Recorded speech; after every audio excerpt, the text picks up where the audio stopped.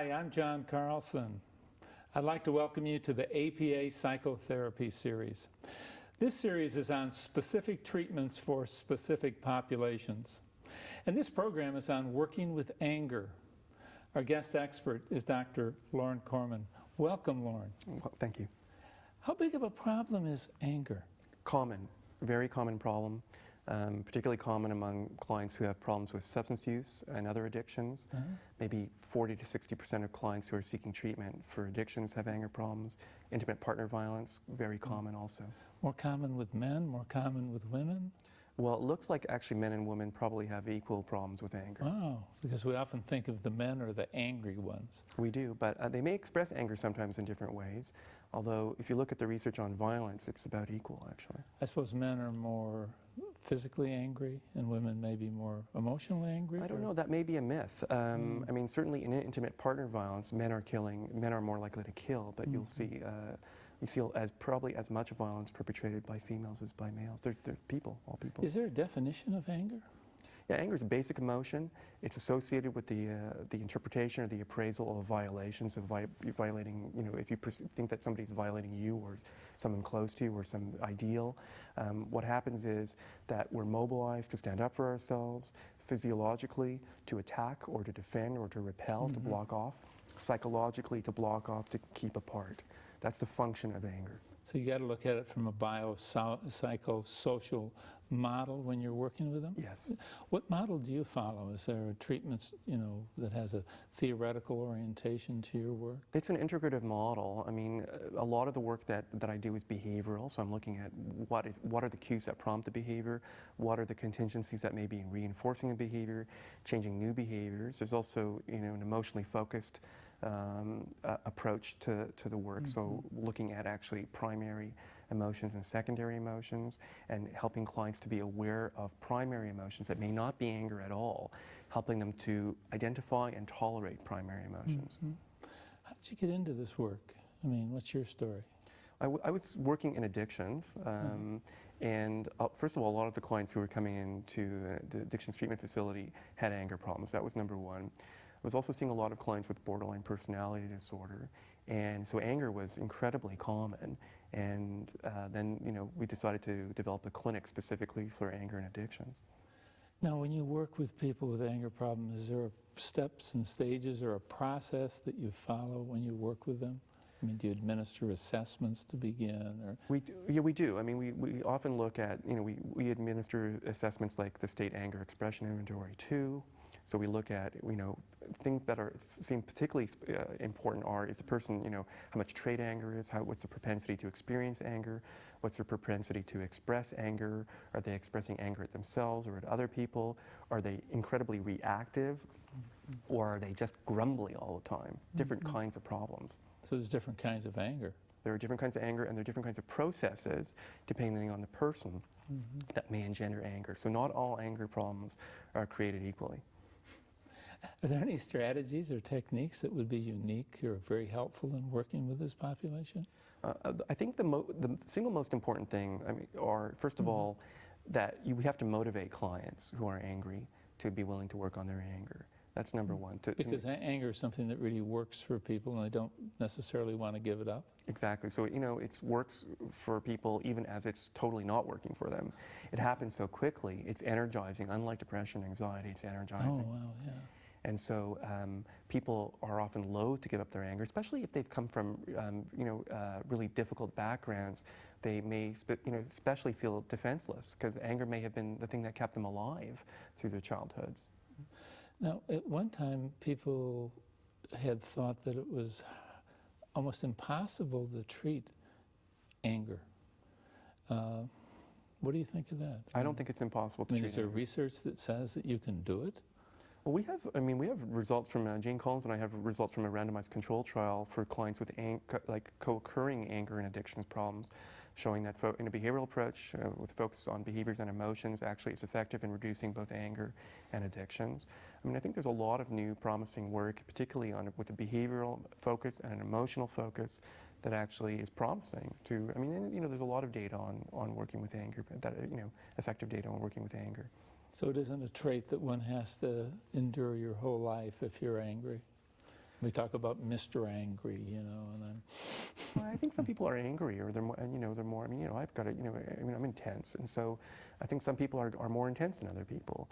But I don't think it's something. I think that when you can help clients to develop a behavioral repertoire, that where there's more and more acts of kindness and generosity, compassion, that stuff will overtake being angry and hostile. yeah, I'm wondering, do you have to kind of be tough yourself to work with somebody who's angry? I think that can be developed also. I'm not particularly tough, but I've gotten toughened up, specifically in working with clients who are angry. So it doesn't, I think years ago, it really freaked me out when clients would, verbally attack me. It would be really upsetting. I would, have all kinds of reactions, and now it doesn't bother me as much. So I think it's a matter of, it's the same thing that we're doing with our clients. It's a matter of training therapists in skills, exposing them. So if you're training clinicians and working with angry clients, make sure that the students are actually being exposed to anger, that they have clients who are being angry with them, so that it's not something new for them. Are there problems or pitfalls when you work with this population? There's burnout, I mean, number one. So, if people are angry at you a lot, it's not necessarily something that you feel delighted about when you go home at night. It doesn't do a lot for your esteem needs, no. No, and so you need to find ways of, you need colleagues who are supportive, otherwise I don't think you could do it. I think that you have to go in with a compassionate approach. I mean, I think the single biggest pitfall is blaming the client who's angry for having an anger problem. And so I think you need to have, a cadre of colleagues who support you in continuing to work with clients who are angry. And I would think another problem might be that most of the people who are angry don't want to admit it, and at least the people I see in my practice are sent by the courts, or, they have to come for reasons other than their own. Yeah, I think that's common. I agree. And then really what that comes down to is establishing a very strong alliance with your client, so that they want to work with you and they want to come to see you enough so that they will work on their anger. Yeah. Without that, I think we have nothing. Now, in a few minutes, we're going to watch you work with a young man. His name is Brent, and he presented with problems of anger that he did want to work on. Can you set this up for our viewers about what they might look for in the client and what they might look for in your work with him? Well, Brent, had a number of problems. He talked specifically about road rage, and so that's what we focused on in the session. I think the things we want to do is to identify not only the overt acts of anger, like flipping the finger he talked about at other drivers, but also identifying what else he was doing that got his anger going with him. He was doing a lot of judgments. He was making a lot of judgments about other people. So that, and looking at both not just the overt acts of anger and hostility, but also what was going on underneath the surface. Okay. And how about in your work? What should they look for in what you were doing with him? Well, first of all, I'm trying to figure out what's going on in a short time.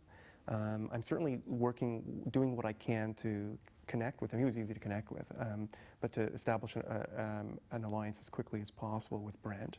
And I wanted to focus as quickly as possible on getting him to monitor the behaviors and doing things to change the behaviors, both the overt and the covert angry behaviors. I'd like our viewers also to watch the ways in which you motivated him and to help him to want to work on this problem. Let's watch the session. Okay. So, hi. What brings you here today? I would like to work on some anger issues. Like I said, it takes a lot of energy from me, road rage and so forth. Being angry with other people's actions that I have no control over. I'd like to be free of this stuff. And free of anger or free of other people's actions? Free of the thought that I can change somebody else. The only person I can change really is myself. And I do know that deep inside, but yet I still Trick you know, yourself into believing that you have control over other yeah, people's- and How do you do that? How do you trick yourself? I don't know. You know, I tend to view, you know, when somebody, for example, cuts me off on the road, they're a complete idiot, you know. And What do you mean? that's where I go in my head with it. You know. judge them. Right. And that's what I want to get away from is the judgment. You want to be less judgmental? Right. You sure? And more, because I know I'm powerless over other people's actions, deep down inside. But yet, you know, I still get angry when they treat me wrong. Do you think it sounds like you think that there's a right way and a wrong way to be treated. Yeah. You believe that. That's accurate? Mm-hmm. So you believe, for example, that people should not cut you off? Yeah. People should. You smile. Yeah. Well, you know. Why are you smiling? Because it's like we were taught, you know, how to drive. I see. The correct way to drive. And there's so many people out there, for example, today with so many people being on the roads and so many people populating the world that we get in each other's way. And whether, you know, they think they're doing the right thing or I think they're doing the right thing or not is really not, I don't think, the issue. I do. I think it is. I actually disagree with you. I think it's completely the issue. Yeah? Yeah. I think, I mean, I don't, you know, we don't know you, I don't know you very well yet, but from what correct me, okay? Because, you know, I barely know you. But it sounds like that you drive around, like, you know, people are, you know, when you're on the road, you're going to get cut off. Basically, everybody gets cut off because, as you said completely clearly, there's a lot of cars on the road, and cars pass from one lane to another, and so you're going to get cut off. That's part of driving. Would you agree with that? Then you add something to that experience of being cut off, and you add, you know what I'm about to say? You add what? Anger. You add your judgment. Judgment. Because your anger follows. First comes your judgment. What's your judgment? And the only thing that you really have control over, and maybe the only thing that you could hope to have control over, I think, in that situation is your judgment. What are your judgments? Like, did you get cut off on the way here? No. Okay. But yesterday. Yesterday? Tell me about the situation yesterday. Well, I'm working at my business partner's house. We're doing his parents' kitchen, and it's all the way up 79th and Cicero. So the trip down Cicero is kind of long. You know, a lot of lights, and you know, it just seems like people drive around in a cloud, like they don't realize they're driving, and then all of a sudden, you know, something happens, and you know, they realize, hey, I'm on the road, you know. So you have that. Actually, that's an interesting. So you have that thought. That's a whole series of thoughts. It's what it seems like. What it seems like to you. Do you recognize that that's your own? That's a fantasy, right? Yeah. Of your own. Yeah. Right. And what prompts this kind of fantasy? Anger fantasy. Do you know what I'm talking about? Yeah. You know, I guess I feel like, you know, well, not all the time, obviously, but I guess I feel like I was taught right to do, you know, treat other people right. And do things the right way, and I feel like I do it. Why can't everybody else? Why can't everybody else treat me with respect? Not only just on the road, but in life in general. I hear you. Well, the answer is because they won't. I mean, the first answer is, you know. It's pretty simple. It is, actually. I mean, that's number one, is that life, I mean, that life will not be what you want it to be. So as long as you struggle against that, as long as you hope against hope, that you're not going to die someday and that people will treat you in a way that's different than the way you want to be treated, you're going to be unhappy. That's, you know, rule number one for all of us, basically. And that's really what it leads to, is unhappiness. In your life? Oh, yeah. Not 100% of the time, obviously. You know, but when I have a long drive, for example, and it's been a stressful drive or whatever, it takes a lot of energy out of me. You know, because I'm going here with judgment and there with judgment and all over the place, and I'm exhausted by the time I get out of the car. Yep, I can imagine if you're And- judging and being angry the whole time. Mm-hmm. Why is it stressful though? Because stress is different than anger.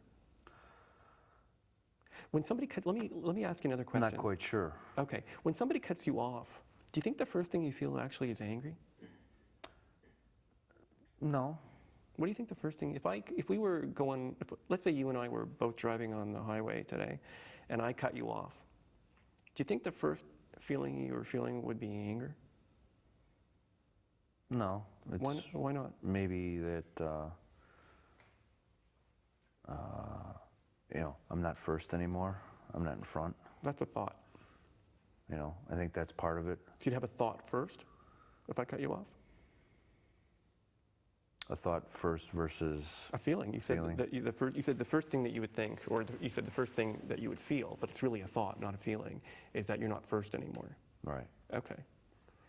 What would be your first feeling? Like dissed, like, you know, So that's like, another thought. you know, that like I you dissed disrespected me. you? Yeah, you disrespected me, you know. And you would, and Matt, let me interrupt you if you don't mind. Sure. So your first kind of interpretation, is that right? Your first understanding, your first thought would be, Lorne disrespected me. Mm-hmm. Okay. Oh yeah, no wonder you're so unhappy. Would there be And other? Yeah, Can go I ahead. add to that? Please.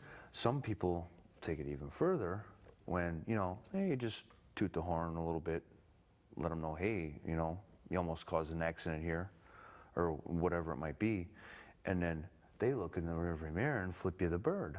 What do you hope to achieve by Like- honking your horn? It's my fault that you almost caused an accident? Well, you know? most times when you Come on, you know? Okay, fair enough. But most times when you honk your horn, people are going to be angry at you. No? Isn't that why they put horns in cars? Well, I don't know why they put To horns in warn people? But what I'm asking is, what do you hope to achieve by honking your horn at someone? To let you know you dissed me, Interesting. Okay. basically. Okay. Are there any other possible explanations for why somebody might have cut you off? Because I'm sure I cut people off all the time. They're in a hurry, And and they want to be ahead. They want to be front. interesting. Okay. Anything? At least that's how I feel. I know. you I know. That's your problem. So, other possible explanations? It's something simple as they didn't look, didn't see me, maybe.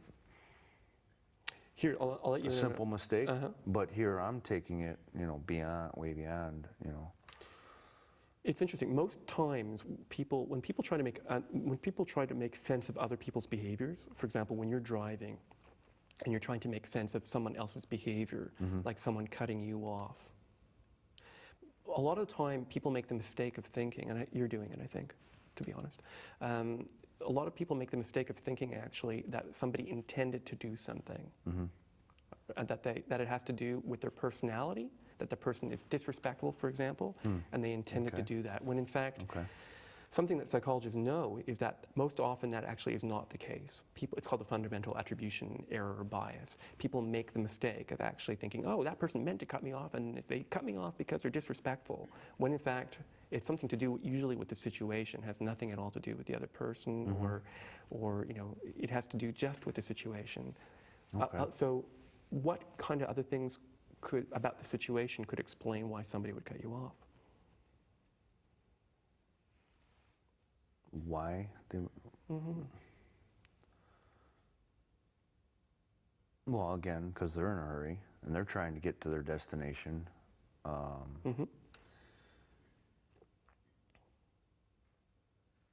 I don't know. Oh, I'll throw one out. I mean, if Okay. they don't see you, and they don't realize they're cutting you off, those are common ones, right? Actually, but let's get back to the issue at hand.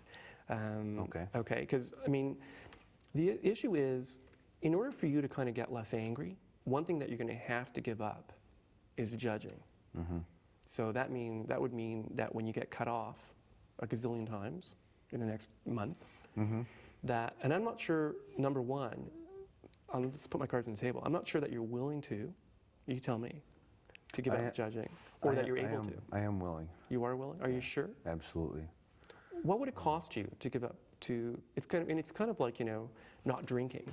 It's Right. a big thing, and it's not easy to do. But you kind of have to make the decision first, with all your heart, because if you're judging a lot, not judging requires a lot of energy, and there's going to be a cost. It's not for nothing. Right. So let's talk about what judging and being angry gives you first before you commit to something that, Okay. okay? What do you think, what's in it for you? What do you think it might be in it for you? Not judging? Judging, being angry and being judgmental. What do you think it's in it for you? The same way I feel, you know, when those situations arise now, you know. It's draining. Well, so that's the cost of anger, right? The cost of it, like, you know, the con or the cost is that you're drained, right? But what does it give you? Because it probably, I mean, people don't get angry for nothing. Well, it's an adrenaline rush, I see. you know, getting angry and you know, maybe returning the favor, you know. Love your honesty. I've done it a million times. So you get energized. When you get angry, when you go with your anger, you get a shot of energy. There's an adrenaline rush involved, yeah. And now you said something about, I'm not sure if this is exactly what you mean, but something about like getting back. What's in it? So we're taking revenge, basically. Revenge, yeah. Right. Okay. It's really good to have this on the table. But that's, you know, taking it, you know, another step further. It's another angry act. That's why I want to be clear about this, because if you really want to not go the anger route, you have to give up all of this. So it's not just your judgments, but it's revenge fantasies and acting vengefully and vindictive. It's not a small thing. It's a big thing. It is. It is. So, okay, so it gives you an energy rush. So that means actually that if you really committed to giving up anger, that you'd have to give up this energy rush. What would you be left with? If I cut you off today? Peace and serenity, maybe? I don't know about that. You sure? No. Are you sure? So if I cut you off on the way home today, I'm driving, Lorne's driving next to you, I cut you off, I almost hit you, and you don't go with your anger, you're sure you're going to be feeling serene? I know, because I've done it before. I've, you know, let it go in the past. Oh. And, you know, a few minutes down the line, I'm like, wow, I didn't, you know, go with this, and it feels pretty good. Oh, that's interesting. You know? Okay. So why do you think you haven't been able to follow up on that?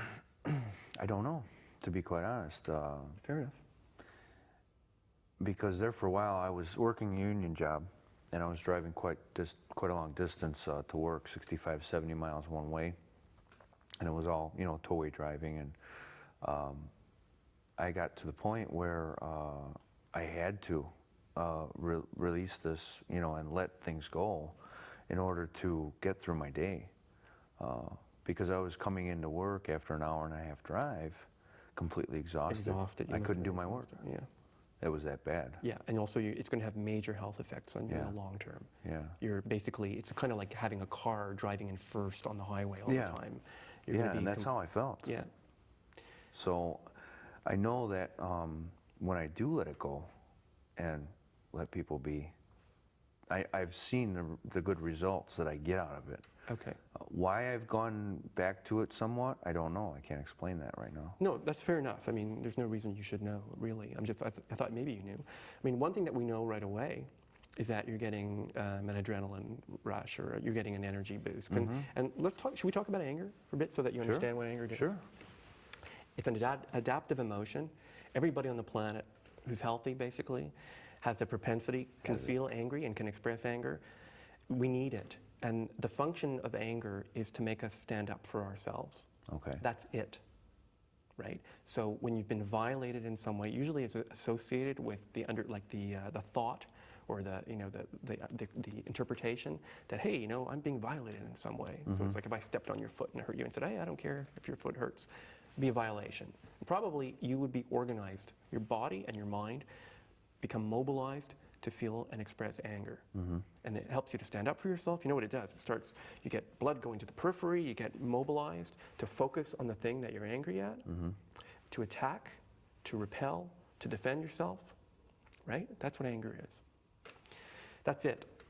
When it's working for you, right? It's an amazing thing because you can stand up for yourself. It's defense. Yeah. Kind of a defense when you're really mechanism. being violated, but you don't want more than that. Right. So, for example, in a car, what do you help to achieve by honking the horn at someone? Really, you said you wanted to teach them a lesson. Give me a break. Do you really believe that? You don't believe that, do you? No.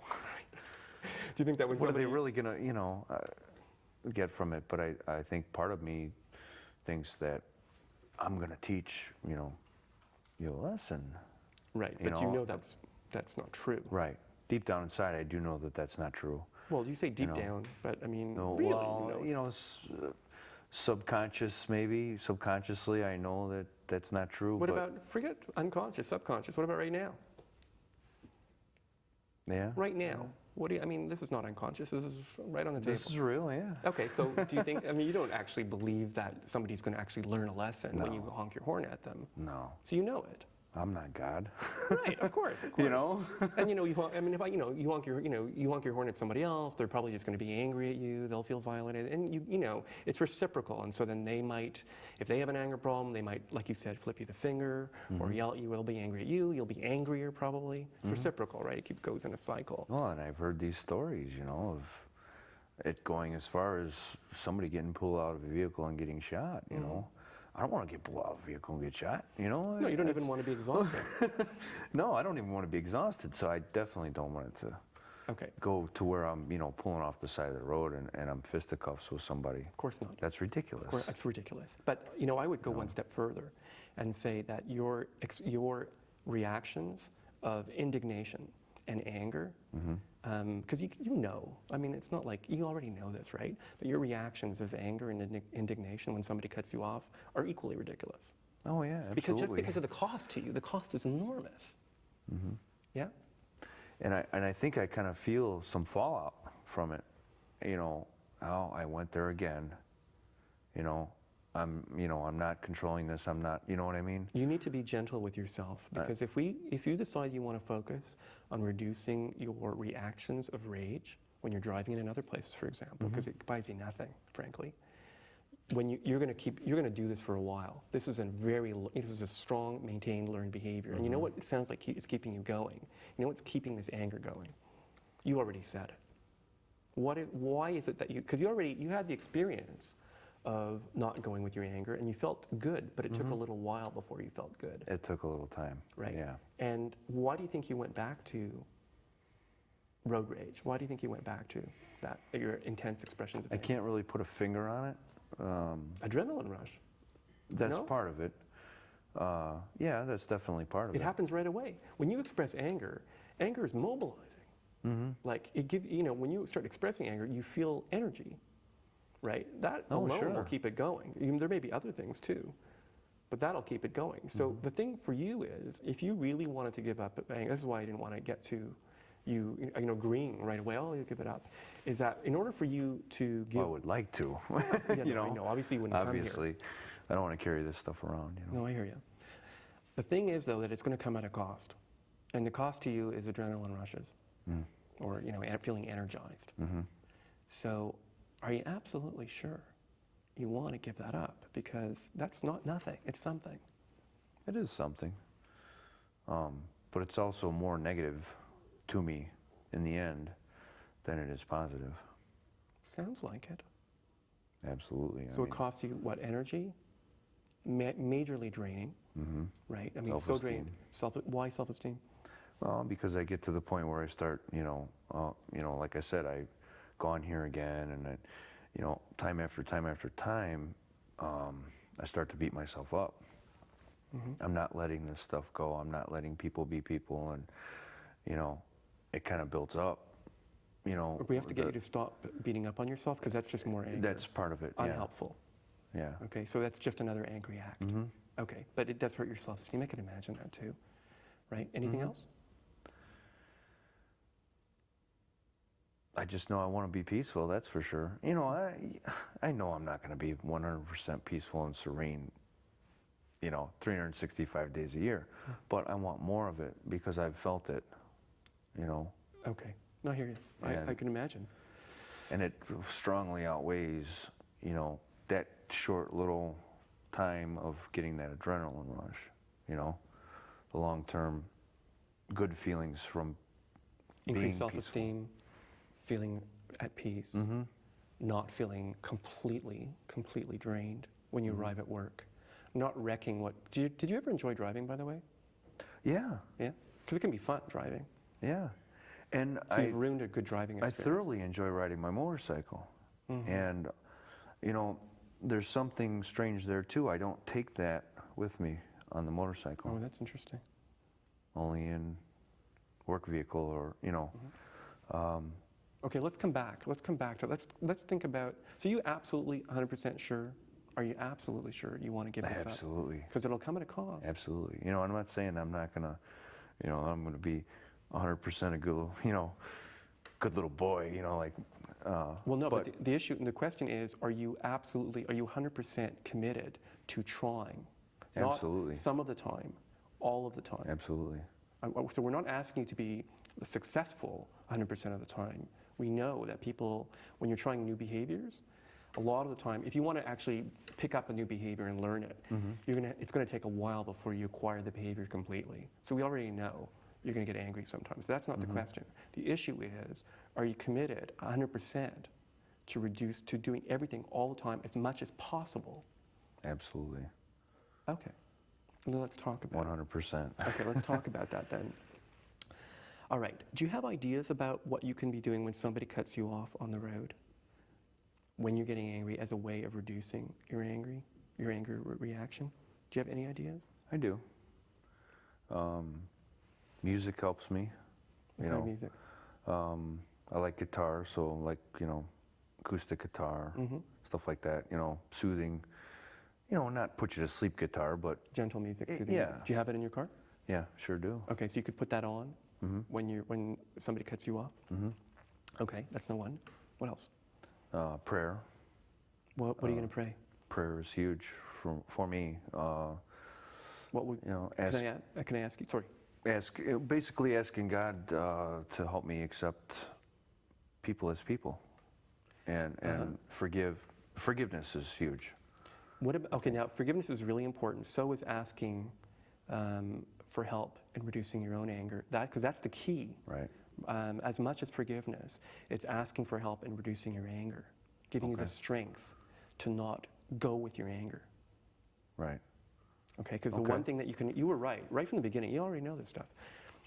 The only thing but it's just putting it into action, you know, is the thing. And that's why I'm here, you know, I want to go forward with this, you know, and I think this is going to help. I hope so. Okay, so another thing is that, you know what happens when your body when you get angry, you know what happens in your body? Do you know? You tell me. Oh, your blood vessels constrict, right? And the blood flows and to the periphery, because you're getting ready to attack. Yeah, and the heart, you know, jumps up and lets go, and you know. And you even made a little face a second ago while you were talking about it. Yeah. Like, you know what it was? Like your mouth. Yeah, right. Exactly. Yeah. So you get a clenched jaw, right? And you make people scowl a bit, like the cartoon face, you know. That kind of thing. Okay. Yeah, and you know, and it's not good stuff either. Okay, so this is important. Well, it's not all bad because you get an adrenaline rush, right? Let's be clear. It comes with some benefits. Yeah. So the thing is, though, when you express anger, when your body expresses anger, like scowling, it energizes you, but it also sends messages to your brain that you're angry. And then you feel more angry, and then you're more likely to act on your anger. So it feeds itself. Exactly.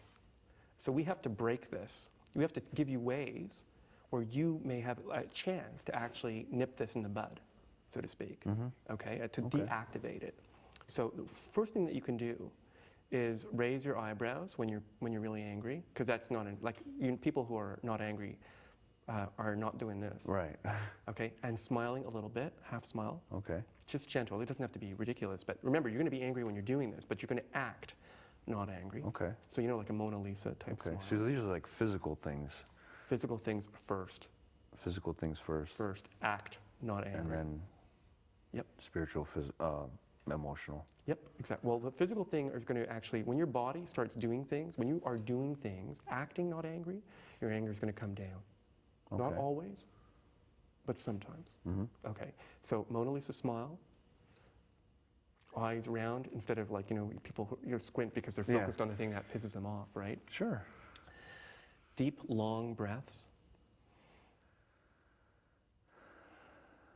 And then you could actually, if you wanted to, do something completely opposite to what an angry person would do when somebody cut them off. What would that be?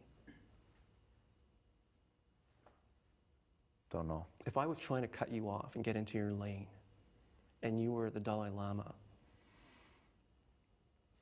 and you were driving, what would you do? Like bless them. Oh, I like it. So you would do a divine act of generosity. And let them in. Oh, and I love what you did with your hands. What'd you do with your hand? What'd you just do? Can you do that again and do it, will you do it again and make it as absolutely gracious? Because that you got it, basically. Do it again. And take a breath. Because sometimes, I do that, but it's like, all right, go ahead. You know what I mean? I love what you're saying. You know why? I love what you're saying because you're raising a very important issue. In that example, you're only half doing it. Right. And a lot of people only half do it. They kind of know what to do, but they don't know that they need to do it mind and body. Right. So you can do this and roll your eyes, or even do that. But you could roll your eyes and think, what a ding dong, or some nasty insulting thought. Sure. So what you need to do is you need to actually do it fully. So will you tell me out loud? Do it with your hand, like do that gesture again with your hand, and actually speak your thought. Speak a gracious or generous thought that you're going to have you're going to do deliberately when somebody cuts you off. Have a good day. Beautiful. Something like that. Beautiful. I think that would help. I like that. Would you wish them a fast and safe journey? Safe journey. I like this. Now, what you're going to need to do this a lot. So I think the thing that it's really important that you understand is talking about this here, it's not like osmosis. It's not going to work like osmosis, right? So it's only, this is like a little thing, our meeting. And then the question is, what are you going to do with this once you get out of here? Now, what I'm going to recommend is that you actually keep a daily log. Okay. Because it's all, it's like playing hockey or, football or baseball. It's all about what you practice. It has, it's like, can teach you to like skate, but the important thing is that you're out there on the rink every day. Right. And, or taking Making shots. the right moves. Exactly. And that you practice over and over and over and over. And what will happen eventually, if you really do it, if you're absolutely committed to doing it, is it'll become a habitual behavior. You'll just do it naturally. And what's going on right now is that your brain is in control of you. Your brain learns some angry thinking, angry behaviors, and it's like you're in this fantasy all the time. Your brain's got control of you, you know what I mean? Okay. And then you just arrive exhausted and unhappy. So, diary card, daily log, like, on the first column on the left, Monday, Tuesday, Wednesday, Thursday, till Sunday. Then angry, the times, like the next column is anger. Like, so I want, what you need to do is like you need to record. Severity or? Yeah, exactly. Okay. Like on a scale of 0 to 10, how angry, what's the most, how intensely angry you felt. And then to the column next to that is, did you do something to reduce your anger? Okay. Okay. And then if you like, you'd have another column about how effective were you in reducing your anger. Okay. Now, is there anything else that you might want to try? Yeah, I think, what we just went through, the physical stuff, I need to put it on a little cue card, maybe put it up near the rearview mirror or something so I can see it. I like that. So it's something, little reminders to cue yourself. Little reminders. To cue yourself to do what? Let's go through this again. To raise the eyebrows, smile a little bit, let it go. That's my let it go thing. Let it go. I like that a lot. And quite possibly, wish them a nice day and a safe ride. Yeah, yeah. So Just something small so I can see it, because, for me, visual reminders are the best. Okay. Now, how are you going to reward yourself? Because here's the thing, right? You're giving up anger in your situation means that you're giving up being energized. So it's not coming, remember, it's coming at a cost. It's not nothing that you're giving up, it's something. How are you going to reward yourself so that once you start doing this, even little bits of it, that you actually, even if you try a little thing, like doing this, even if it hardly works at all, that you actually reward your behavior, reward yourself for trying? Do you have any suggestions? What do you like? Coffee. Coffee? Okay. Love coffee. So what about after your ride? That may not necessarily be something that is real rewarding, because it's a daily thing anyway. Well, is there some special coffee that you could get yourself that at the end of your ride? Because the quicker it comes after the behavior, the more reinforcing it's going to be. So if you could make it through a ride and just try the whole time, regardless of whether you succeed in the beginning, just try. You need to start by rewarding yourself as quickly as possible after your ride. Is there some special coffee you like? Oh, sure, Starbucks, Okay. Okay, some special variety at Starbucks? Yeah, the Americano. Americano. That's my favorite. Okay, so what about getting yourself one after your ride into work tomorrow, maybe after your ride back? And making sure that you tell yourself, this is for trying. Yeah. Will you do that? Yeah, absolutely. It's really important you don't leave that step out. Absolutely. Okay. Now, are there other situations that you react with anger to and you get really judgmental? Yeah, like I wrote on my my paragraph that was sent in, just like stupidity in the world, and I really I can't really put a finger on where this comes from. You have got to give up this judgment stuff. Yeah, it's like, Do you believe that in the act, when the other person is doing something you don't like, do you actually believe that it is actually a stupid act? Sometimes. You do. Yeah. That's a problem. Do you really?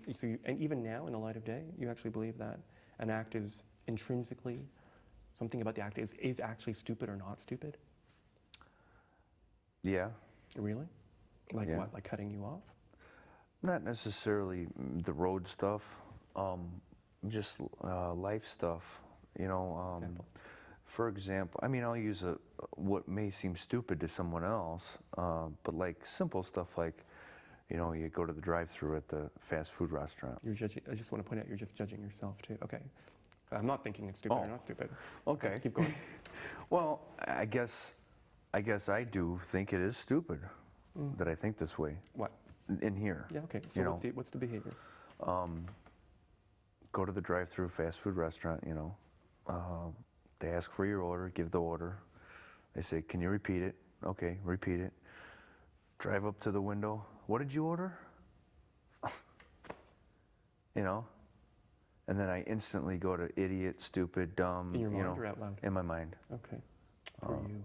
What a way to go about life. And here again, it drags with me.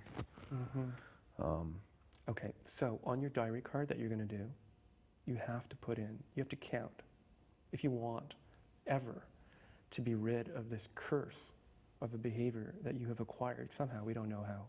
But if you want to get rid of it, it's not even important right now. We just got to get rid of it. It's not really important where it came from. Right. Okay. So if you want to have a chance to get rid of this constant judging, even little simple behaviors like somebody at a drive-up window not knowing, it's not, you don't really actually believe that it's stupid or not stupid, is it? It just is. They don't know what you're ordering. Okay, so you told them and they don't know. Okay, who cares? Maybe they were busy doing something else or whatever. Yeah. But there's nothing intrinsically stupid or not stupid. You won't find it when you look. Do you know what I mean? This is your construction. It's a fantasy in your mind, right? Well, I'm judging them. I'm saying you're stupid. Right. And you want to be rid of this? Absolutely, man. Okay. So what you need to do I don't want to walk around with this stuff. I got you. You have my complete support. I wouldn't want to walk around with this stuff either. It's a terrible way to go through life. It is. Terrible. It is. It's a curse. Okay, so the first thing you need to do is you need to start counting your judgments. on your diary card every Okay. day. And you're going to need to carry it with you, actually. Like you can't leave it at home and count up. You actually either need to buy a little clicker, a counter, or you need to like tick them off 1, 2, 3, 4, 5, like on a diary card. And you know why we're getting you to do this? Yeah, kind of. Tell me. So I can know how much I'm doing it, Yes. first of all. Yes. But then to know when to do the physical. Okay, so you're right. And the first part is key because right now, at those moments when you're judging, you're a bit like a zombie. Your brain is doing it. Well, you don't sure. have control. It's just something that it's like, data in a computer. It's just spitting out judgment, judgment, judgment. You get you're in a certain situation, So used something to it. happens, and then you judge. So the first important thing, and you got it, totally you understand it. The first important thing is for you to become aware of when your mind is doing this stuff. Because right now you're just doing it automatically. You're on an autopilot in a horrible way with horrible consequences. So you need to start being aware. And you need to not judge yourself for when you make a judgment. Okay. So we don't. That's huge. I hear you. That's huge. Okay. So the first thing that you need to do is notice that you made a judgment. Oh, okay. There I made a judgment, Brett. 1 or 25 or 77. Okay. Another judgment tick, right? If you judge yourself, you say, oh, that was really dumb. What are you going to do? Put myself down. Okay, but in this, I mean, that's what automatically. Not put myself down, but sorry, I mean, write it down? Write it down on the You card. got it, exactly. So it's another judgment. Right. So you're counting another judgment. Okay? So it's Okay. just another judgment. And what are you going to tell yourself in the light of day? Simple mistake. Okay, You know? I like that. Or, hey, there, I made another judgment. This is my problem. This is why I'm copying this down. So we want you to get out of this cycle of judging other people, then judging yourself. It's all the same thing. And it's equally, frankly, ridiculous, as you know, and costs you enormously, doesn't it? So whether you're judging yourself or judging someone else, the first thing that we got to do is help you to be aware of it. Okay. Now, what is something that you can do once you've become aware of it in the moment, in the beginning? In the moment. What do you want to achieve once you've judged? Because you're going to be a bit angry in the beginning. Like judgment evokes anger. By the way, some other things do too, right? You have to be aware of all the angry things that we do under the surface, like fantasizing about how you're going to get somebody back. You ever do that? You said you did that. Oh, yeah. So you just have to be, so you might put that on your card as well, like revenge fantasies. Okay. Okay. There are things like looking for a reason to be angry. You ever do that when you're driving? You think, who's the next person who's going to cut me off? You ever do that? Yeah. Well, I do that at home sometimes too, like going to try to find something that I need. Oh, it ain't gonna be there. I know it, and I may have been the person that moved the item, but I'm blaming it on someone else. Well, you're setting yourself up to get angry, right? Yeah. And it's an automatic thought. It's also. almost like addicted to angry. A little bit. Yeah. Your brain is, your mind is generating these thoughts. So we need to help you to get in control. First thing is to be aware of. So it's like looking for fault, right? Right. Do you ever do things like thinking about all of the things that other people have done? Like if you're fighting with, I don't know if you have a partner, thinking about everything that your partner has done that you don't like. When you're, injustice collecting. Yeah, keeping a little column A little column. over there of wrongs. Yeah. Okay. Sarcasm. I don't always throw it at them. That's because I know that's like real bad to throw stuff at them. Right now, but number in one. my head. No, I hear you. Right now, we want to focus on helping you to become aware of these automatic kinds of angry thoughts that Okay. keep your anger going. So you need to, I would suggest strongly that when you find yourself doing something like that you note it on your card. Oh, today I had 5 times where I was injustice collecting, or 7 times where, there I'm blaming again. You need to be gentle with yourself and mark all of this stuff down. Okay. Do you ever think something like, the next person who cuts me off, I'm going to blast them with my horn? The next thing that happens? Like, yeah? Anything else?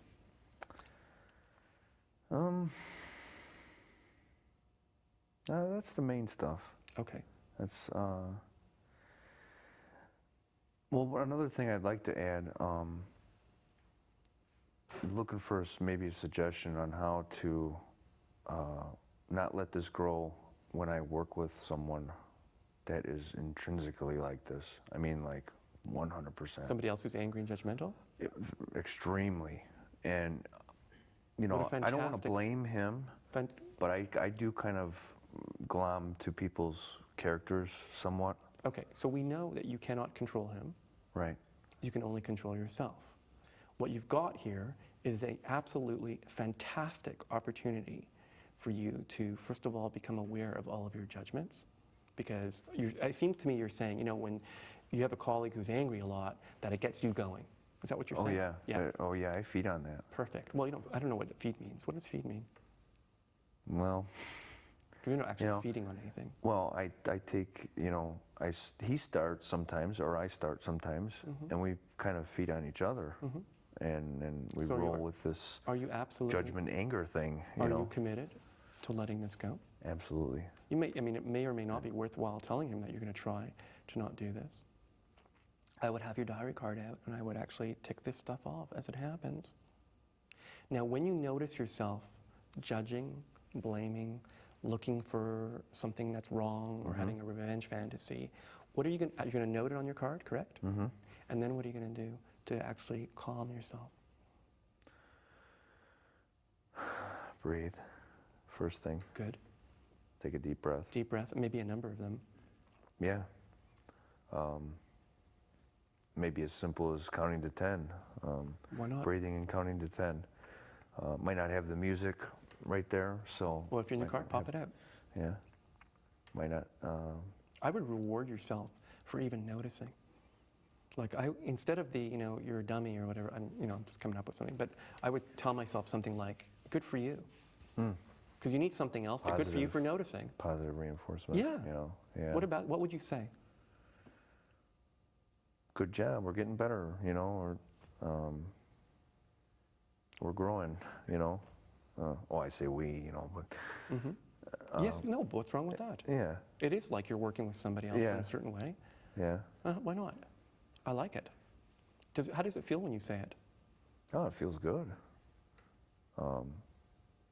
I think it lets me know that I can do it, because I get into a rut where, you know, I think I'm not going to get out of this. You know, this is who I am, and this is my character. And it is not who you are. That's totally not right. I understand. It is absolutely not who you are. It is an acquired behavior that can be changed. It's really important that you have identified this, because when you have these thoughts, you have to continue all you need to do really to change the behavior is to continue monitoring the behavior and to change how you act. And over time, but we're talking months, you'll start to see, you know, probably profound changes in how often you're being angry. I mean, I really wish you a pleasant ride to work. Thank you. Yeah, I mean, really, like, good luck. It's just a behavior, that's all, including your thoughts. They're just behaviors. So you really do need just to start noticing and to change, to act differently, including inserting deliberately different thoughts. Okay? Okay. Okay, well, thanks. I wish you luck. Yeah, thank you very much. Yeah, my pleasure. I've gotten a lot out of this. Oh, yeah, thank you. Lorne, as you look back on the session that you just completed with Brent, is this a good example of working with anger? It's one good example of working with people with anger problems. Brent knew he had an anger problem, and he was fairly motivated to work on his anger. Although we also see a lot of clients who are mandated to treatment or who come because of the consequences of their anger, who don't think that they have an anger problem. They may not like they may not like the consequences associated with why they are showing up in treatment, but they want the treatment to fix the world rather than to fix. Yeah, because they feel justified in doing what they're doing. Exactly. Yeah. If you were to continue to work with him, what would happen? Well, we definitely want to monitor both his overt and covert angry behaviors from week to week. And that would be the self-monitoring, or you're going to monitor when he comes in each week? Exactly. He'll monitor it on a diary card. Okay. We would look at it week to week. We'd absolutely want to look at his close relationships, his intimate relationships, look at how anger manifests, not just in road rage, but with his partner and with loved ones, at work, and look at how, because those are, especially in intimate relationships, you often see people with anger problems, those problems really come alive, so to speak. They're evoked easily. So what does look at mean? You're going to talk to him about it, or do you bring these people in, or? Well, sometimes it's helpful to bring other people in, but we would primarily look at it with him.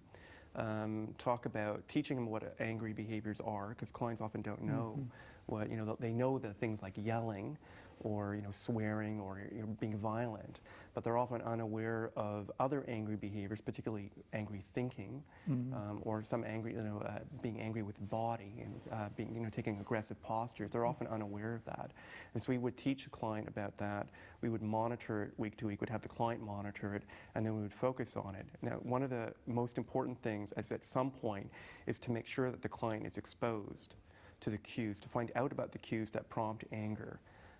In clients who have anger problems, and make sure that, first of all, the client's aware of what they're doing, that they have new behaviors, incompatible behaviors that they know how to do when they're at least in low or medium stress situations, and that they're doing them, they're actually engaging in those new behaviors when they're exposed to the same prompts that get the anger going. And does exposed mean in the session with you, or would it be outside the session?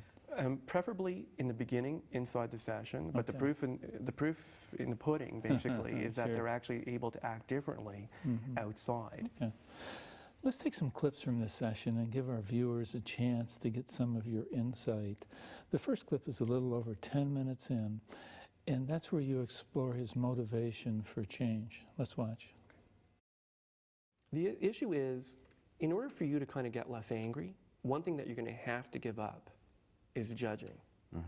So that would mean that when you get cut off a gazillion times in the next month, that, and I'm not sure, number one, I'll just put my cards on the table, I'm not sure that you're willing to, you tell me, to give up judging, or that you're able to. I am willing. You are willing? Are you sure? Absolutely. What would it cost you to give up to, it's kind of like, not drinking. It's a big thing, and it's not easy to do, but you kind of have to make the decision first with all your heart. Because if you're judging a lot, not judging requires a lot of energy, and there's going to be a cost. It's not for nothing. Right. So let's talk about what judging and being angry gives you first before you commit to something that. Okay. What do you think? What's in it for you? What do you think it might be in it for you? Not judging? Judging, being angry and being judgmental. What do you think it's in it for you? The same way I feel, when those situations arise now, it's draining. Well, so that's the cost of anger, right? The cost of it, the con or the cost is that you're drained, right? But what does it give you? Because it probably, people don't get angry for nothing. Well, it's an adrenaline rush. I see. Getting angry and maybe returning the favor, Love your honesty. I've done it a million times. So you get energized. When you get angry, when you go with your anger, you get a shot of energy. There's an adrenaline rush involved, yeah. Now, at the beginning of this clip, Lorne, it sounded like you were questioning his motivation for wanting to change his anger. Is that a common thing you do? Yeah, what I'm trying to do is enhance his motivation for working on reducing his anger and being clear with the client about what are both the costs and the benefits of being angry and of also being willing to work on giving up anger. And it draws on, aspects of motivational interviewing and commitment strategies. You went in early on then and you asked him about what the benefits were, and he was kind of a little bit confused. He came out and talked about what the costs were. Yeah. Is this some kind of a negative motivation or reverse psychology you're doing? It's not so much reverse psychology, but it is, it's in some ways it would be like giving up, a substance use, like alcohol.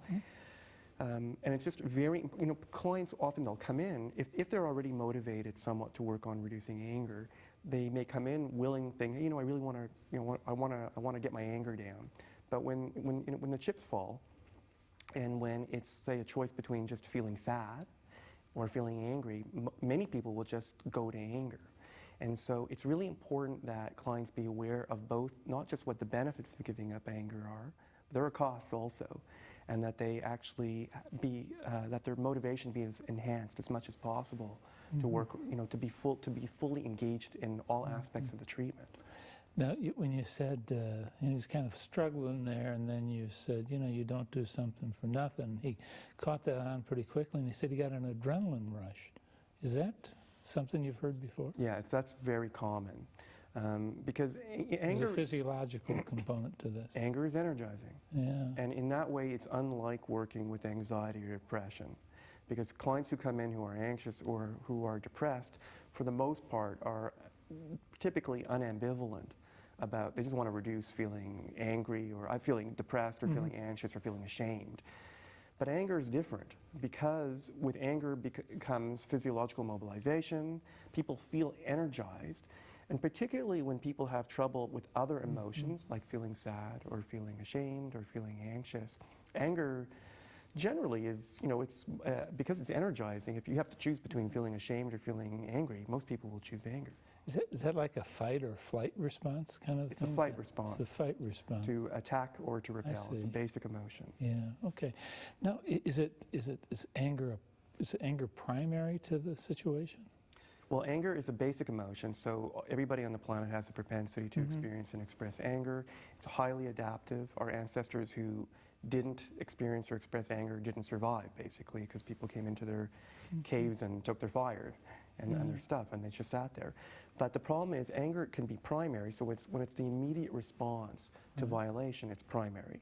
However, people with anger problems often have secondary anger problems, so they feel something else first, like sadness or fear, but they may not be able to symbolize their anger. There may be a number of problems. And then they have a response, a secondary response to their primary feeling that was something else, and they suppress anger.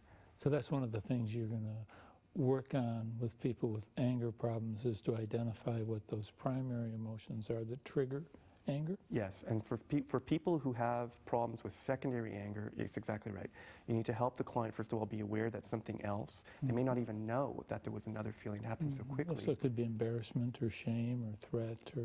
Frequently, Yeah. fear. And then also to be able to tolerate the primary emotion. Another thing that's important is that clients who are angry, who have one gear and they're angry all the time, even though there's other feelings that happen first, really have to be motivated to be able to be willing even to tolerate the primary emotion. Okay, wow. And so a lot of therapy involves developing strong alliances with clients, helping them to be motivated. The motivating the client is part of the treatment, to be able to hang in there and tolerate the primary feelings, if that's the problem. Yeah, well, that's fascinating. Let's move on to the next clip. And the next clip is where you do some psychoeducation about anger. I mean, one thing that we know right away is that you're getting an adrenaline rush, or you're getting an energy boost. And should we talk about anger for a bit so that you understand what anger is? Sure. It's an adaptive emotion. Everybody on the planet who's healthy, basically, has the propensity, can feel angry and can express anger. We need it. And the function of anger is to make us stand up for ourselves. Okay. That's it. Right? So when you've been violated in some way, usually it's associated with the thought or the interpretation that, hey, I'm being violated in some way. So it's like if I stepped on your foot and hurt you and said, hey, I don't care if your foot hurts, it'd be a violation. Probably you would be organized. Your body and your mind become mobilized to feel and express anger. And it helps you to stand up for yourself. You know what it does? You get blood going to the periphery, you get mobilized to focus on the thing that you're angry at, to attack, to repel, to defend yourself, right? That's what anger is. That's it. When it's working for you, right, it's an amazing thing because you can stand up for yourself. It's defense. Yeah. Kind of a defense when you're really being mechanism. violated, but you don't want more than that. Right. So, for example, in a car, what do you help to achieve by honking the horn at someone, really? You said you wanted to teach them a lesson. Give me a break. Do you really believe that? You don't believe that, do you? No. Now, Lorne, do angry people need knowledge before they can change? I think so. I think that the more information, the better. I don't think it's enough. Knowledge and insight is not sufficient for people who are habitually angry, but it's a good starting point. And this is knowledge about anger and the anger process? Yes, exactly. And so they need to know people, people who have anger problems are often lost. So it's not dissimilar to depression or anxiety. They don't understand, first of all, the processes that engender anger. They need to know things like what's the function of anger, how is anger helpful, that the therapist is not asking the client to give up feeling angry, because nobody wants to do that. And most importantly, they need to understand things like how does physiology, how is anger engendered? What are the kinds of acts that actually foster anger so that they can intervene? What are the thoughts? What are actions that engender anger so that people can intervene either at a cognitive level, emotional level, or a behavioral acting level to short circuit? I think many people think it's mysterious. It's just who I am. It just happens. And it sounds like by this education allows them to realize it's something that they can have more control over. Exactly, exactly. Yeah. People have all kinds. I mean, some people are angrier than other people, but people do think that it is mysterious to many people. And so teaching people that they actually can do things to control their anger, people are really motivated. They love it, generally.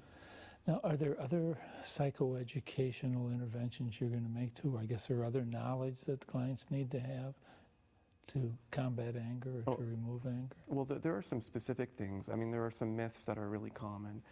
Even just among the general population, people who don't have anger problems, people think, oh, if I have a revenge fantasy or if I need to blow off steam, that'll help me feel less angry. And of course, what we know now is that when people express anger, generally, unless it's adaptive, but not for people with anger problems, this is not usually the case. When they express anger, it just makes them more angry. Wow. So it's important that they learn actually to deactivate their anger and also to learn behaviors that are opposite to angry acts, like acting compassionately. You might teach some of those? Oh yeah, it's a very important part of the treatment. Yeah. Now, do you also focus on, the purpose of anger? I mean, what they're hoping to accomplish by anger? Yes, and we do that a little bit in this session. And we talk about how anger, that's why it's really important that, again, that people know that they're not being asked to give up completely feeling or expressing anger, and that there is a function to anger, and that is to stand up for oneself, to defend oneself if one's being attacked physically or psychologically. But that's it. Anger mobilizes people to attend, it orients people to attend to the object of the violation, and to begin to organize them or to have a tendency to act in a way that protects the individual and their rights. But that's it. And so people need to know that for the most part, doing anything beyond that usually doesn't service them. I see it a lot in work with couples in which somebody will get angry to get their partner to back off, to create distance, so people won't get too close. Is that common as well? It's common. The only thing that I would say about that is that it's common, particularly in intimate partner violence treatments, that one of the theories is that people who are violent in intimate relationships are using their anger, aggression, violence as a means of controlling their partner. Yeah, to be dominant. To be dominant. Yeah. That may or may not be true. Okay. But just because a person is angry or, for even that matter, violent with their partner doesn't mean that they intend to have a certain outcome. And so, if you think about learning theory, a behavior may be reinforced or rewarded, and that's why the behavior continues or is maintained.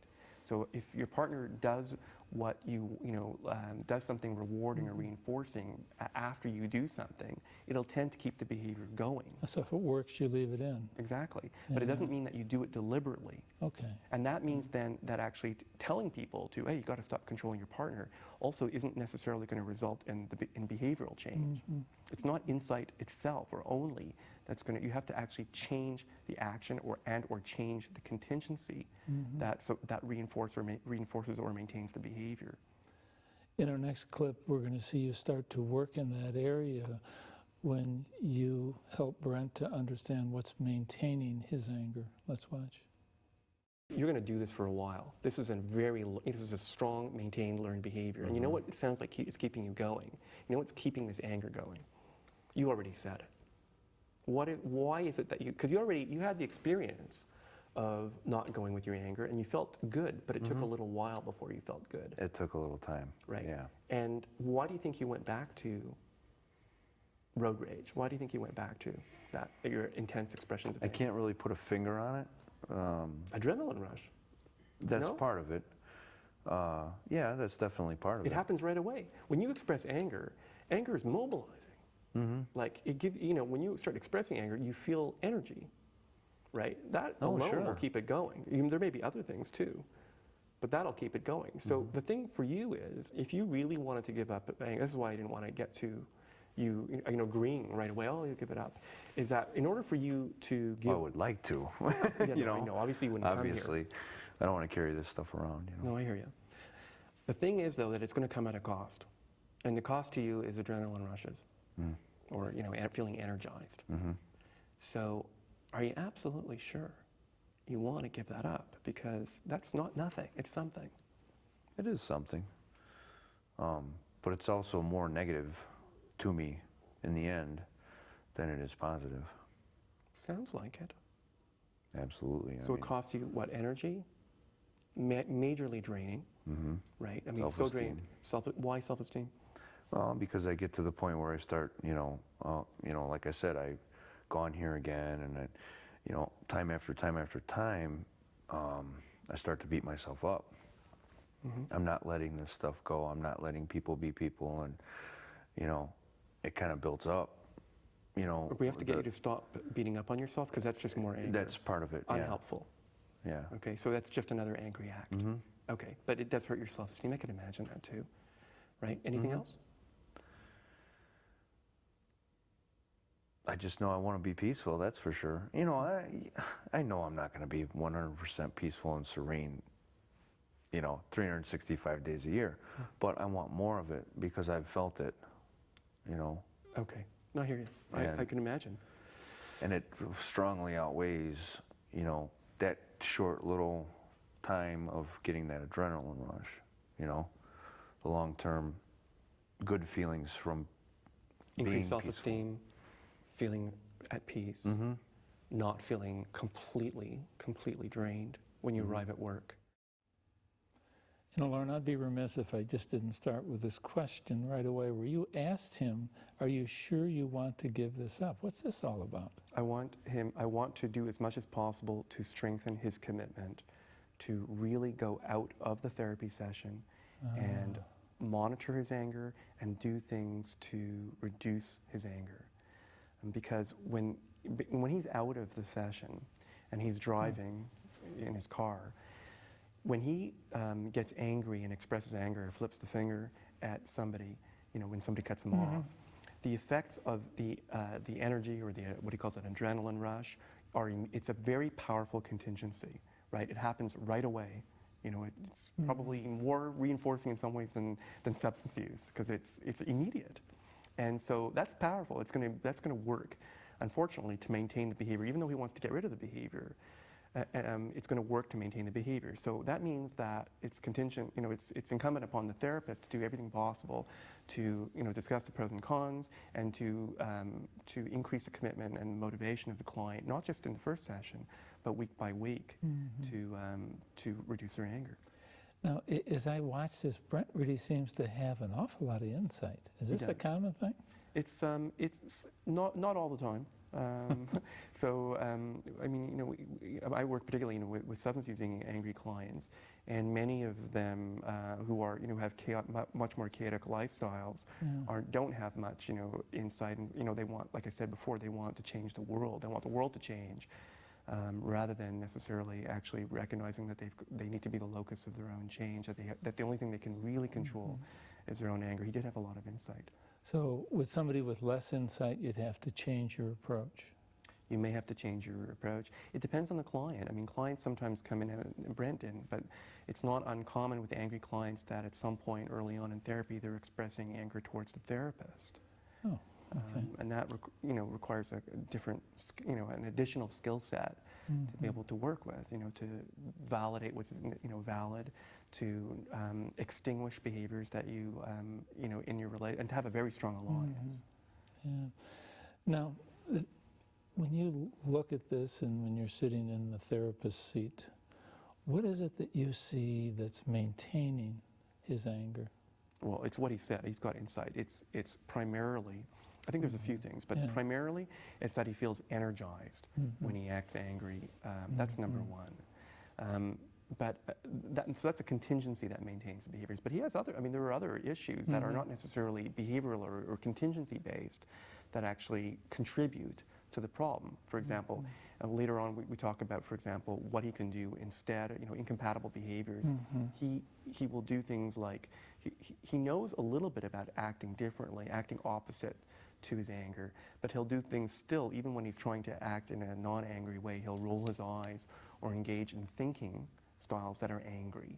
And so it's important to identify that and to help teach him and activate new behaviors.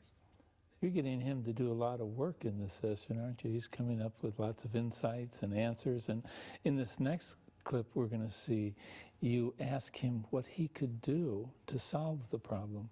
Let's watch. Okay. All right. Do you have ideas about what you can be doing when somebody cuts you off on the road?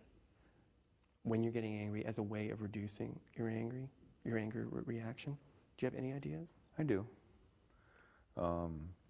Music helps me. What kind of music? I like guitar, so like, acoustic guitar, stuff like that, soothing, not put you to sleep guitar, but... Gentle music, soothing yeah. music. Do you have it in your car? Yeah, sure do. Okay, so you could put that on when somebody cuts you off? Okay, that's no one. What else? Prayer. What are you going to pray? Prayer is huge for me.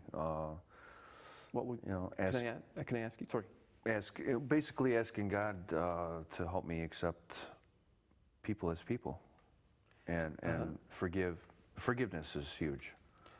Okay, now forgiveness is really important. So is asking for help in reducing your own anger. Because that's the key. Right. As much as forgiveness, it's asking for help in reducing your anger, giving you the strength to not go with your anger. Right. Okay, because the one thing that you were right from the beginning, you already know this stuff. The only thing but it's just putting it into action, is the thing, and that's why I'm here, Now, do clients or patients with anger issues usually have an idea about what they need to do? Sometimes they do, sometimes they don't. Brett had a lot of ideas, and a lot of good ideas about how to deal with his anger, but some of the ideas, they needed tuning. So he needs a plumber essentially to kind of help him figure out why the water isn't running from one pipe to another. It's not, but some clients have no idea. Right. So they'll come in thinking, like, as I said, that the world is a problem. They have no idea how they're contributing to their anger and hostility. And then the therapist, it's much more, there's much more investigative work and much more motivational work in helping clients to be aware of what's going on. You'd still ask them that, though, to try to empower them and get them to own some of the treatment? Absolutely, absolutely. He had a lot of good ideas that are going to work, and they're going to be more powerful probably than anything the therapist offers. So Brent kind of sums it up at the end of the clip here where he says, I know what to do, but I don't do it. Sounds like a lot of people in the world. I know I shouldn't have that piece of pie. I know I shouldn't. Everybody. Yeah. Yeah. I mean, some of it is that some of it is really that he has to tune the behavior. So he's doing certain aspects of the behavior really well, and he's doing other things that are unfortunately reducing the effectiveness of the behavior. So for example, when he's acting a little bit kind, he's doing other things that are unfortunately continuing to engender anger. So for example, being a bit nice but thinking nasty thoughts, or acting a little bit kind but rolling your eyes or thinking sarcastic things are completely, unfortunately, undo the behavior. And that's sort of what you do in our next clip. In the next clip, you're getting him to look at some skills that are opposite so that when he's feeling angry, he can act like he isn't. Let's watch. So the thing is, though, when you express anger, when your body expresses anger, like scowling, it energizes you, but it also sends messages to your brain that you're angry. And then you feel more angry, and then you're more likely to act on your anger. So we- it feeds itself. Exactly. So we have to break this. We have to give you ways where you may have a chance to actually nip this in the bud, so to speak, okay, to deactivate it. So the first thing that you can do is raise your eyebrows when you're really angry, because that's not, people who are not angry are not doing this. Right. Okay, and smiling a little bit, half smile. Okay. Just gentle, it doesn't have to be ridiculous, but remember, you're gonna be angry when you're doing this, but you're gonna act not angry. Okay. So like a Mona Lisa type Okay. smile. So these are like physical things. Physical things first. Physical things first. First, act, not angry. And then Yep. spiritual, emotional. Yep, exactly. Well, the physical thing is going to actually, when your body starts doing things, when you are doing things, acting not angry, your anger is going to come down. Not Okay. always, but sometimes. Mm-hmm. Okay, so Mona Lisa smile, eyes round instead of people who squint because they're focused on the thing that pisses them off, right? Sure. Deep, long breaths. And then you could actually, if you wanted to, do something completely opposite to what an angry person would do when somebody cut them off. What would that be? Don't know. If I was trying to cut you off and get into your lane, and you were the Dalai Lama, and you were driving, what would you do? Like bless them. Oh, I like it. So you would do a divine act of generosity. And let them in. Oh, and I love what you did with your hands. What'd you do with your hand? What'd you just do? Can you do that again and do it? Will you do it again and make it as absolutely gracious? Because that you got it, basically. Do it again. And take a breath. Now, Lorne, in this segment, you focused on the physical first. You focused on the smile, the hand moving, and then the breath. Can you talk about that? Well, the issue is that anger is such a compelling emotion. So it organizes us to pay attention to the object of the perceived violation. And physiologically, we're activated to attack or defend or block psychologically. And so what that means is, for people who really have strong, intense anger experiences a lot, it's going to be hard for them. You can explore their cognitions in treatment, but in the heart of their anger, they're not going to be, in the heat of the moment, they're going to have a lot of difficulty actually looking at their cognitions as a means of reducing the intensity of their anger. And so the first thing you need to do then is to help the client reduce the intensity of the anger so that they can process new information rather than the other way around. That's why it's physical, not cognitive? Yes, exactly. Yeah. And so then what you're really trying to do then in the physical part is to come up with something that's incompatible with the physical anger response? Yes, exactly. An incompatible behavior, first of all, to reduce the intensity, hopefully, of the anger, either by, it can be anything, like deep breathing, preferably, though, complete opposite action, like acting, kindly or warmly or compassionately. And the other thing is just to get a new behavior going, so that other people, the client will be happier, and the people around the client will be happier too. I mean, working with angry people is also, it's for the greater good. It's not, it has a lot of effects on other people as well. I guess it's pretty hard to smile and be blessing somebody and being angry. Yeah. It's hard. And maybe it's possible, I don't know. It seems like you're dealing, though, with a couple of things here. One of them would be that you want to reduce his anger, right? But it seems like you're also teaching him new skills. Yes. And the important thing is that I think personally, that the therapist actually identify what skills are missing. So it will depend. I mean, some people are incredibly, it's not uncommon for people who are angry to be unassertive.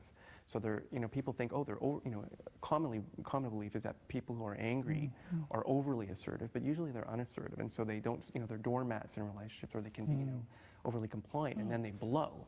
Wow. And so for a client who is unassertive, it's really important to actually teach them to be assertive in a non-hostile way. So something between nothing and war. Exactly. Yeah. Oh, wow. That's fascinating. And in the next clip, you're going to be helping him to shape his behavior and to understand some of the complexities of what it's like acting in between. Let's watch. Now, how are you going to reward yourself? Because here's the thing, right? You're giving up anger in your situation means that you're giving up being energized. So it's not coming, remember, it's coming at a cost. It's not nothing that you're giving up, it's something. How are you going to reward yourself so that you, once you start doing this, even little bits of it, that you actually, even if you try a little thing, like doing this, even if it hardly works at all, that you actually reward your behavior, reward yourself for trying. Do you have any suggestions? What do you like? Coffee. Coffee? Okay. Love coffee. So what about after your ride? That may not necessarily be something that is real rewarding because it's a daily thing anyway. Well, is there some special coffee that you could get yourself that at the end of your ride? Because the quicker it comes after the behavior, the more reinforcing it's going to be. So if you could make it through a ride and try, just try the whole time, regardless of whether you succeed in the beginning, just try. You need to start by rewarding yourself as quickly as possible after your ride. Is there some special coffee you like? Oh, sure, Starbucks, you know. Okay. Okay, some special variety at Starbucks? Yeah, the Americano. Americano. That's my favorite. Okay, so what about getting yourself one after your ride into work tomorrow, maybe after your ride back? And making sure that you tell yourself, this is for trying. Yeah. Will you do that? Yeah, absolutely. It's really important you don't leave that step out. Absolutely. Okay. You know, as I'm watching you work here, you know, I can see that it's important that you want to reinforce the behaviors. And I'm watching, this just seems so easy, you know? But I don't think it is. It is not so easy. I mean, the principal problem is that the energy, particularly for Bran and many other clients, the energy that's maintaining the behavior happens so quickly, you know, in proximity to the behavior, so it's powerfully reinforcing. And so we want, you know, obviously over time, there are going to be other things that are going to reinforce. If he's doing new, compassionate, non-angry behaviors, he's saying he's going to feel better about himself, he's going to feel more at peace. But those contingencies or reinforcements, they take longer to kick in.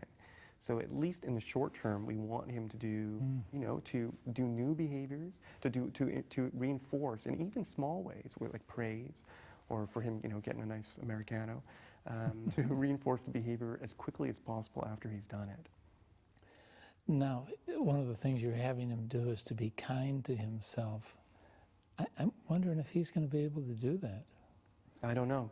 It's very hard for many people who have anger problems. It's very hard. It's easier to get them to be kind to others than it is to be kind to themselves. I think for men, too, may have more trouble doing that. Women also, I think. So it's not genderized. No, I don't think so. I mean, I think when you ask people to act kindly to themselves, it can be really hard, especially when they're angry all the time. So even though you come up with this great reinforcer, it might take a few weeks before he's actually able to do it. Yes. And I think it's important that the therapist, like if we had been working over a number of weeks, to make sure that that Brent or whatever client you're working with is continuing to do things to reinforce the behavior until the behavior is established. And then natural reinforcers will take hold over time. Yeah. In this next clip, you're going to help him to identify and then to monitor his judgment. Let's watch. So what's the behavior? Go to the drive-through fast food restaurant, you know. They ask for your order, give the order. They say, can you repeat it? Okay, repeat it. Drive up to the window. What did you order? You know? And then I instantly go to idiot, stupid, dumb. In your mind or out loud? In my mind. Okay. For you. What a way to go about life. You know, and here again, you know, it drags with me.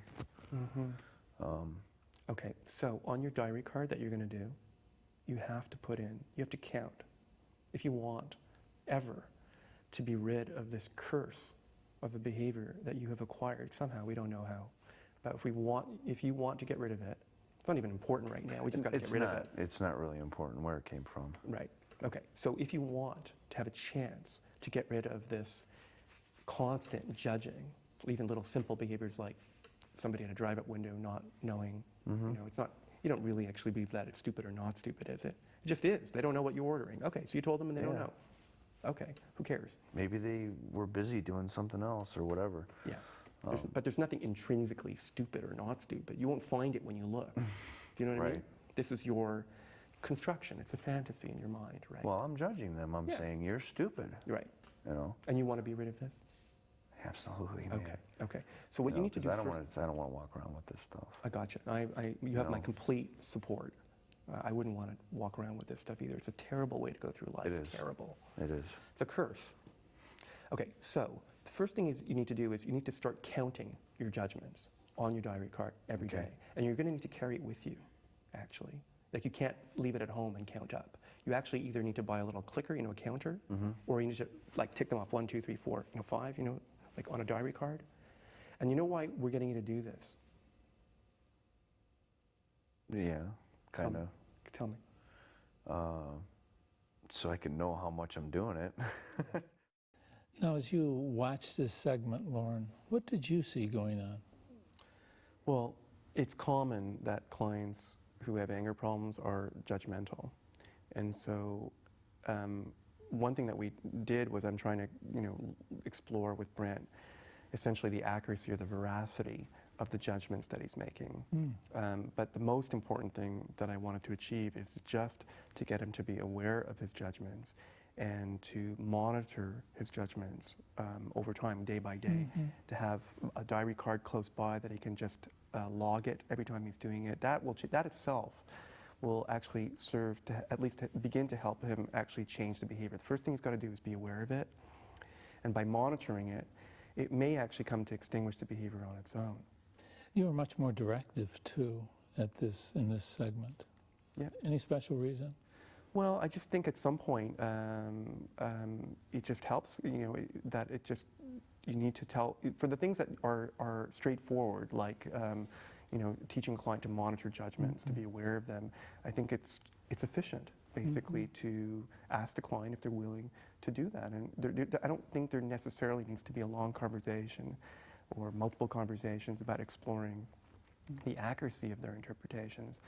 I mean, I think Brent knows, from that's why I was asking him that, when I said in the light of day, that actually, he kind of knows that it's not true. Well, I'm asking him, like, logically or consciously, do you really think that, the person who forgot their order at the takeout window is stupid? And sometimes he's saying that he really believes that, but ultimately he's saying no. That he came up with other explanations on his own. He knows there's other explanations for why somebody may have forgotten his order. The important thing is that he be aware of his judgments, that he be motivated to track his judgments day by day. Now, you said in there that it isn't important to know where the anger came from. How he learned it, how he acquired it, and he agreed with you, but I don't know that all of our viewers would agree. No, I think most viewers and most clients, I think this is something that psychology has taught. We have taught the public, and that is that you have to understand the origins of your anger. I don't actually believe that. It may be useful to know, but knowing, you could spend years and years and years exploring, ad nauseum, why you have every right to feel angry at the world. That isn't necessarily going to change. If clients are coming to work on specifically being less angry, then it's probably important to do as much as possible to give them help them to get what they're asking for, and that is to simply change the behavior and to change the emotion. Would you at any time maybe help somebody just to understand that you learned anger because that's the way your dad handled problems too? Yes. And because you learned it, that's why you do it, and now you can learn something else? Yes, it's not that... so you might go back and touch on that briefly. Briefly or, at some length. All I'm saying is that, that stuff's important. It's just that it may not in and of itself change the anger. And there may be a place to, for people who have unresolved anger at a significant other, there's a place to do empty chair work, to do discrete work around that kind of problem. Just so people understand that they're not a bad person. It's not something that's genetic. It's something that was learned. Yeah. Is that your approach? Although for some, absolutely, and for some people, some people are born more grumbly or more angry than other people. Oh, okay, all right. And it isn't necessarily that they were treated in some way or other that actually caused them And just if my caregiver treated me in some unfair way, it doesn't completely explain why they react to you in anger unfairly right now. So they may have a different temperament Yes. when they're born. We're time for our final clip. We can do one more. And in the final clip, that's where you begin to look at some of these more covert angers. Let's watch. You have to be aware of all the angry things that we do under the surface, like fantasizing about how you're going to get somebody back. You ever do that? You said you did that. Oh, yeah. So you just have to be, so you might put that on your card as well, like revenge fantasies. Okay. Okay. There are things like looking for a reason to be angry. You ever do that when you're driving? You think, who's the next person who's going to cut me off? You ever do that? Yeah. Well, I do that at home sometimes too, you know. Going to try to find something that I need. Oh, but, you know, it ain't gonna be there. I know it, you know. And I may have been the person that moved the item, but I'm blaming it on someone else. Well, you're setting yourself up to get angry, right? Yeah. And it's an automatic thought It's also. almost like addicted to angry. A little bit. Yeah. Your brain is, you know, your mind is generating these thoughts. So we need to help you to get in control. First thing is to be aware of. So it's like looking for fault, right? Right. Do you ever do things like thinking about all of the things that other people have done? Like if you're fighting with, you know, I don't know if you have a partner, thinking about everything that your partner has done that you don't like. And you're, injustice collecting. Yeah, keeping a little column. A little column. Over there of wrongs. Yeah. Okay. Sarcasm. I don't always throw it at them. You know, that's because I know that's like real bad to throw stuff at them. Right now, but in my head. No, I hear you. Right now, we want to focus on helping you to become aware of these automatic kinds of angry thoughts that keep your anger going. So you need to, I would suggest strongly that when you find yourself doing something like that you note it on your card. Oh, today I had 5 times where I was injustice collecting, or 7 times where, you know, oh, there I'm blaming again. You need to be gentle with yourself and mark all of this stuff down. Okay. This is our final clip, Lorne, as I mentioned, and we're right near the end of the session, and you've really done good work with Brent so far, I mean, in your time with him, but it seems like, if I'm understanding things right, this overt part of anger is just the tip of an iceberg, that there's a lot more that you haven't covered. Yeah, for most people that's the case, and probably for Brent also. I want to make sure that he's aware we only had a short time together, before we ended, that he be aware of all kinds of, you know, precipitants to overt angry acts. And the things that we, as you said, like the tip of the iceberg, the things that we don't see below the surface, things like looking for a fight. People who are angry are often like, you know, looking for, you know, what's the next thing that are, you know, what's the next violation, you know, or thinking about all of the injustice collecting, thinking about all the things that people do. I got to get even. Got to get even, fantasizing about revenge.